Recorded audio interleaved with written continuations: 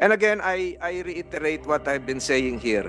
Ang atin pong ginagawa ay hindi po para maghusga ng innocence or guilt ng mga akusado sa isang kaso. Subalit, nais po rin nating bigyan diin na napakaraming desisyon ng Korte Suprema, simula pa lang nung Arnold versus Nazareno, 1950, na binigyan diin ng Korte Suprema ang kapangyarihan ng Senado na mag-imbita at magpatawag ng mga saksi, resource persons, para linawin ang paggawa ng batas.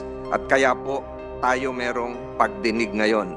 Subalit, nais ko pong hilingin sa lahat that during these proceedings, we show utmost respect and consideration to all persons here present, whether accuser or accused. Ang Senado po should remain as a bastion of dignity. Hindi po tayo narito para magtapon ng kung ano-anong dumi sa bawat isa, kung hindi para ipakita na ang paggawa ng batas ay ating pinapahalagahan at pinapahalagahan din natin ang karapatan ng mga naririto.